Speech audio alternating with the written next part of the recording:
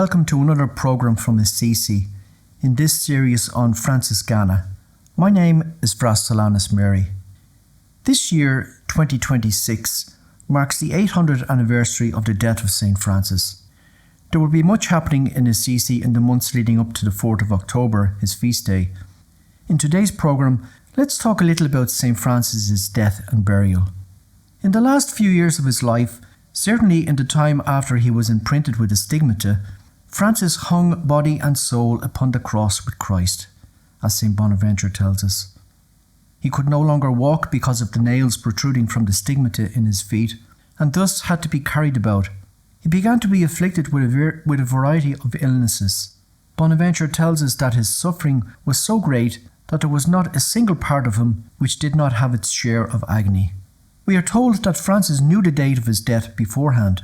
2 years after the stigmata, that is in the year 1226, he asked the friars to bring him to St. Mary of the Angels, the Porziuncula, a place always very dear to his heart.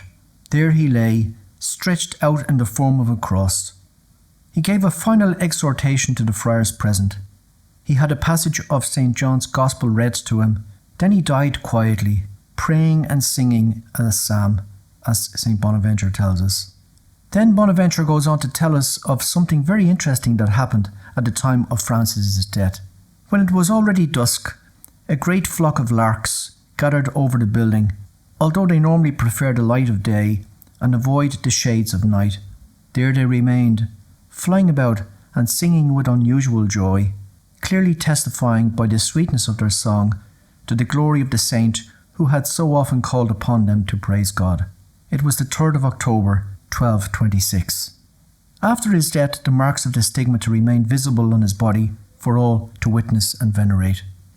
Many miracles occurred shortly after Francis's death, and several visions of his body being taken up in glory are recorded. One of them is celebrated in a fresco by Giotto in the Upper Basilica here in Assisi. One of the friars, Brother Augustine, a holy man in his own right, was close to death at the time. Bonaventure tells us that this friar had been unable to speak for a long time, but now those who were with him suddenly heard him cry out, "Wait for me, Father, wait, I am coming with you." The friars were amazed and asked him to whom he was speaking. He told them he could see St. Francis going to heaven, and the moment he said it, he died peacefully.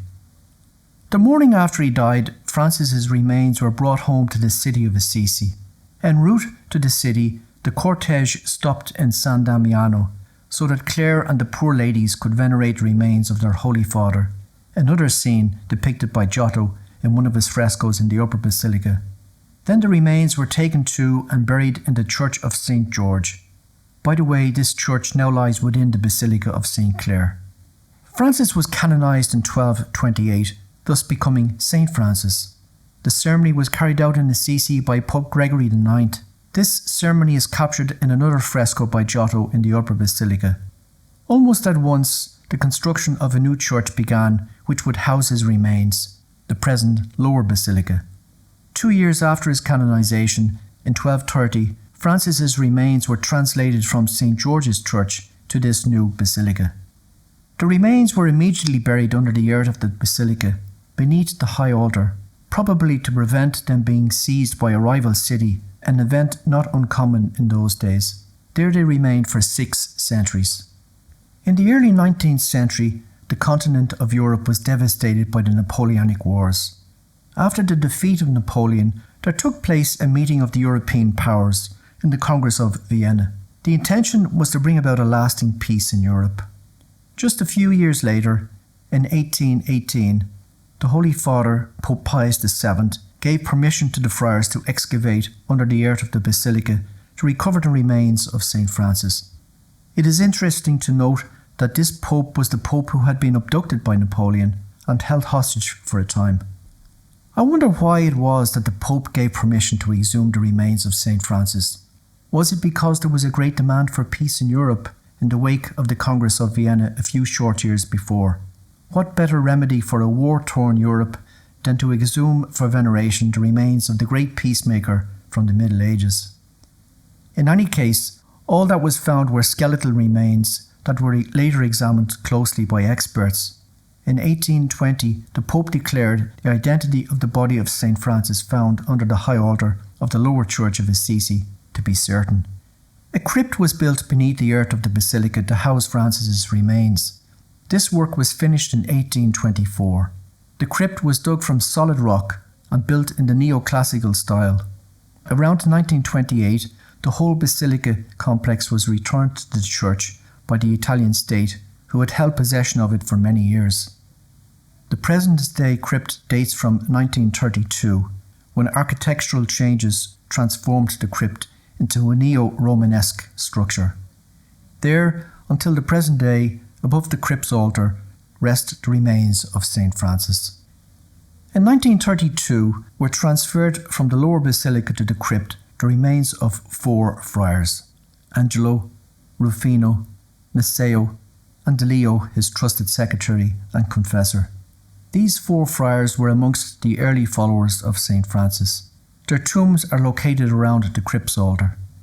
On the stairway down to the crypt can be found the tomb of Lady Jacoba, a noble Roman woman and a devoted follower of St. Francis, and a benefactress of the order.